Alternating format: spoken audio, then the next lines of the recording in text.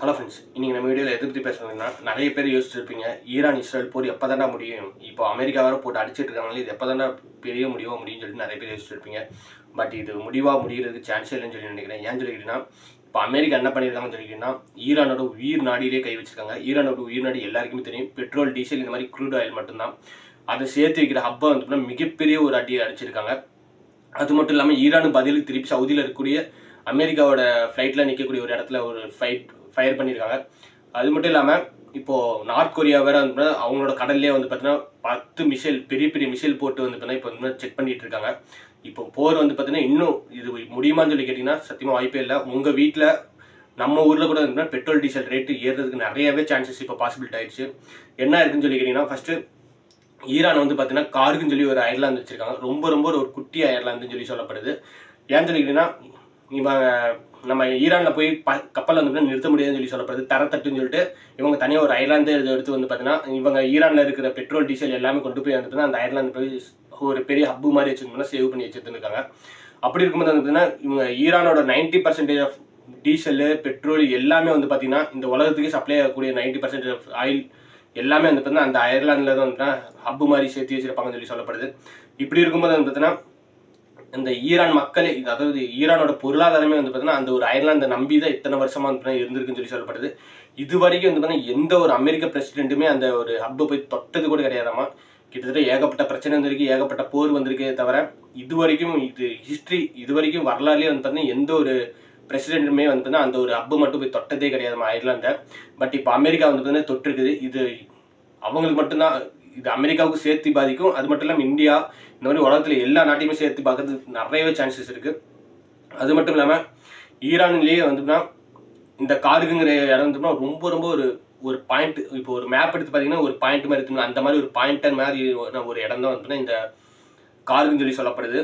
ஈரானில் இருக்கிற எல்லாமே வந்து தான் கிட்டத்தட்ட அந்த ஊர் பிரசிடென்ட்டே வந்து பார்த்தீங்கன்னா இந்த ஒரு உச்ச தலைவர்கள்லேருந்து எல்லாருமே வந்து பார்த்தீங்கன்னா இந்த ஒரு கார்குங்கிற இடத்த அவ்வளோ பாதுகாப்பாக வச்சுக்குவாங்களாமா. ஏன்னு சொல்லிக்கிட்டீங்கன்னா அவங்களோட பொருளாதாரமே இதே, அதாவது அவங்களோட நாட்டோட ஜிடிபி அந்த மாதிரி இதை நம்பி தான் இருக்கிறதுனால அவங்களோட பொருளாதாரமே அந்த அயர்லாந்தை மட்டும் அவ்வளோ செக்யூரிட்டி போட்டு பாதுகாப்பாக வச்சுருப்பாங்களாமா.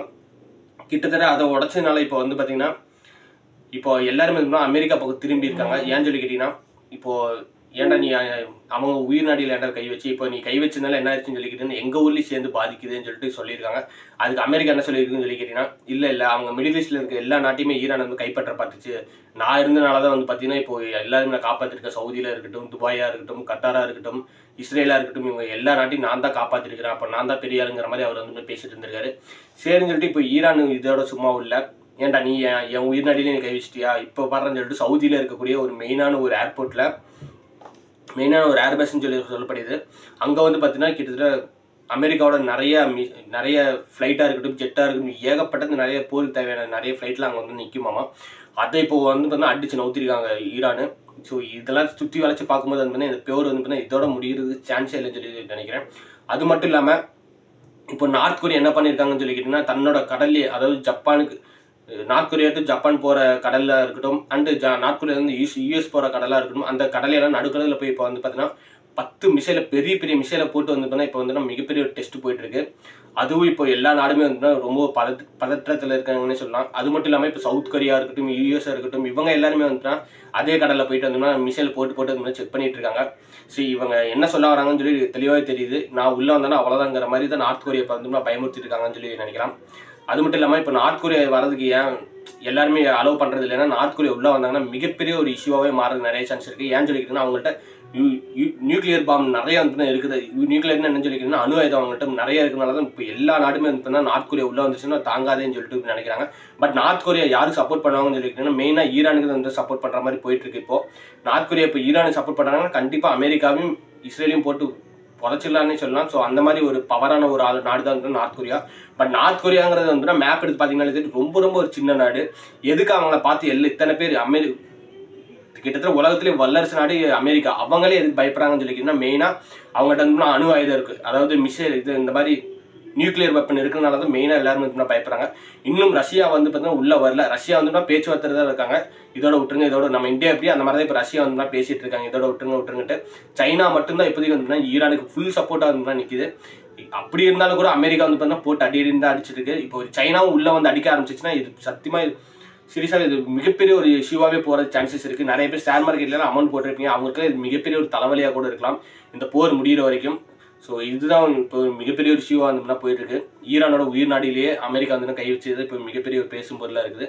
ஸோ இந்த ஒரு விஷயத்தை மறக்காம உங்கள் ஃப்ரெண்ட்ஸ் கிட்ட ஷேர் பண்ணி பார்க்க சொல்லுங்கள். இன்னும் கொஞ்ச நாள் நம்ம ஊர்லேயே பெட்ரோல் டீசல் விலை ஏறதுக்கு நிறைய சான்சஸ் இருக்குதா, நீ மறக்காம போய் அடிச்சு வச்சுக்கூடாதுன்னு கூட சொல்லுங்கள். இப்பயே நம்ம ஊர்லலாம் தண்ணி கேனு ஊர்பட்ட ட்ரம் எல்லாம் கொண்டாந்து வாங்கிக்கிறாங்க. சரி, அப்படி இருக்கும்போது வந்து பார்த்தீங்கன்னா இப்போ நம்ம ஊரில் வந்து 2 மாதத்துக்கு தேவையான பெட்ரோல் டீசல் கண்டிப்பாக இருக்குன்னு சொல்லி சொல்லப்படுது. இன்னும் இப்படியே போய் இந்த போர் போயிட்டே இருந்துச்சுன்னா நம்ம ஊரில் கூட அந்த மாதிரி இப்போ சிலிண்டருக்கு எப்படி தட்டுப்பாடு வருதோ அந்த மாதிரி நம்ம ஊரில் பெரிய ஒரு இஷ்யூவே வரதுக்கு நிறைய சான்சஸ் இருக்குன்னு சொல்லி சொல்லப்படுது.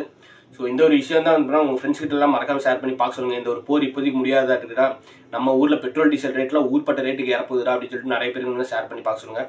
ஸோ இதுதான் வந்து பார்த்தீங்கன்னா இப்போ மிகப்பெரிய ஒரு பேசும் பொருளாக போயிட்டு இருக்கு. அது மட்டும் இல்லாமல் நார்த் கொரியா இப்போ உள்ள வந்துருவாங்கன்னு நிறைய பேர் பயந்துட்டு இருக்காங்க. ஸோ தேங்க்ஸ் ஃபார் வாட்சிங். Bye friends.